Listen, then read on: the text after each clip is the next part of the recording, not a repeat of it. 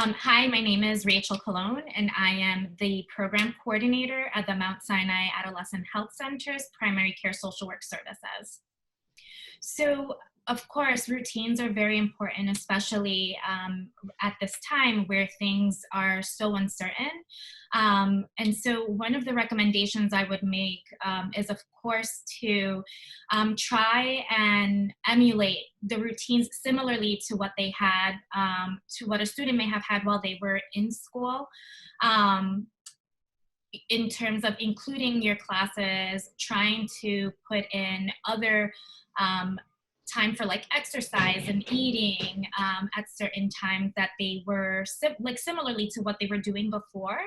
But it's so important also to develop spaces with your friends, whether that's virtually, of course, so that they can maintain some sort of human connection. Even though it's virtually, we all know how important it is to have that sense of human connection. That's what helps us thrive, but also in continued development for young people and for purposes of decrease around isolation, how important it is to maintain those close connections with their friends, family.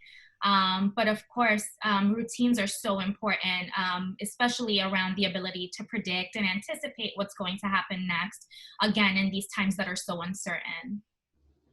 I think that at this time, again, with what I just mentioned before around routines, but also, in terms of including exercise. So exercise can help alleviate a lot of stress and anxiety, but the ability to anticipate and predict your spaces would support the decrease in stress levels.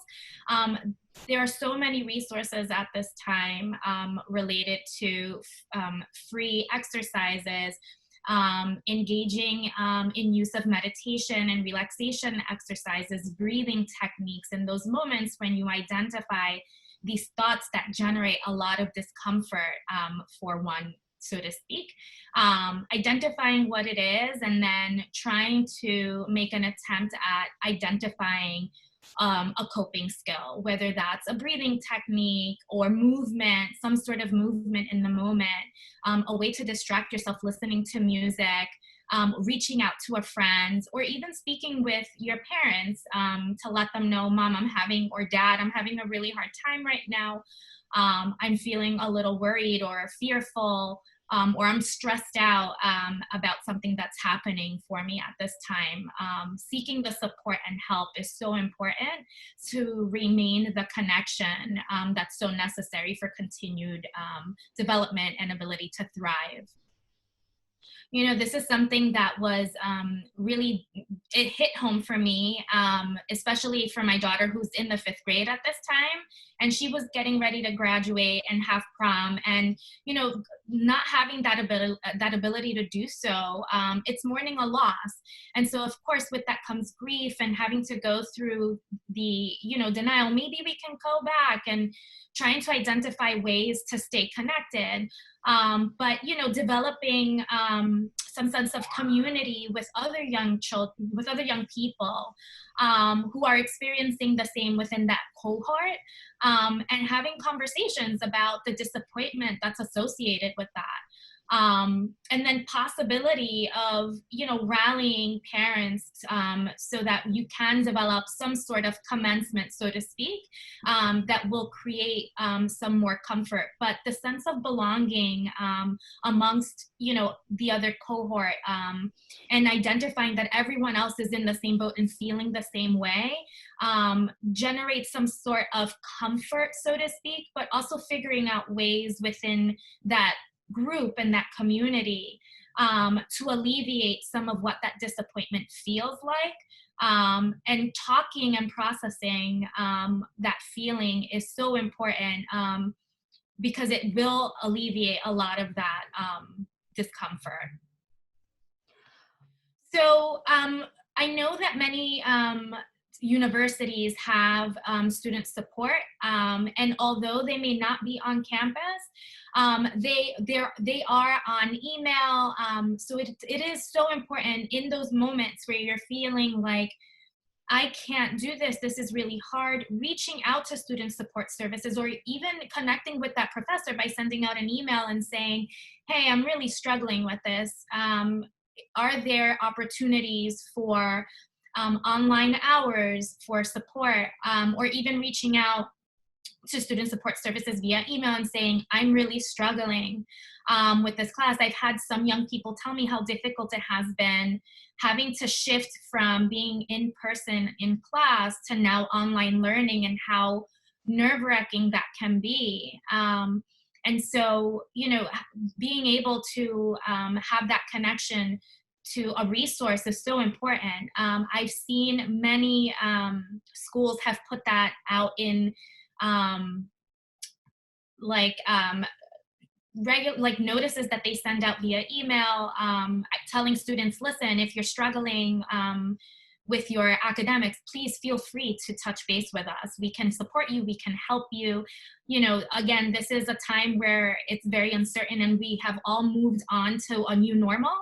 And so we're all struggling across the board. And so I almost feel that there's a lot more flexibility for students at this time, and they should take advantage of that and reach out and stay connected.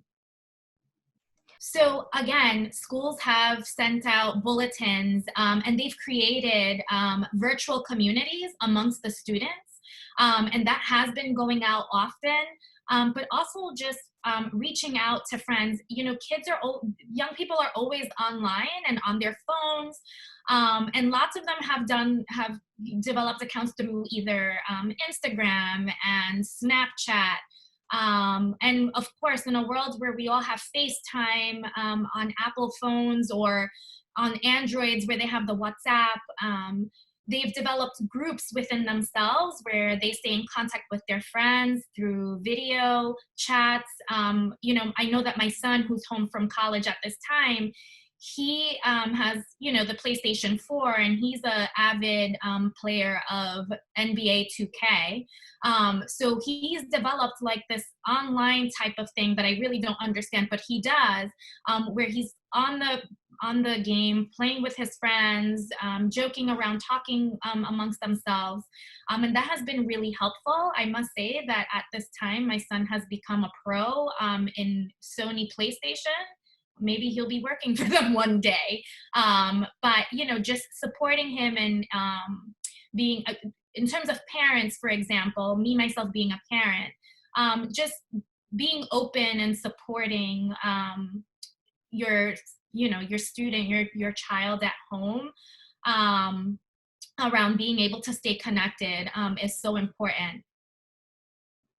So, I think a lot of conversations, in terms of like parents and how they can support their kids, being able to acknowledge and validate the fact that this young person is now home after being away at school, and having had to develop some sense of autonomy and independence, and developed a sense of self-agency, and now having to come home where that is not the case. Having conversations around that, and as a parent, figuring out with your kid, how can I best support you? I myself have had to have that conversation, because they're coming into these spaces, into their homes, so to speak, but they've been out for months. And so being able to have really valuable conversations, as well as encouraging these young people to also have these conversations with their parents.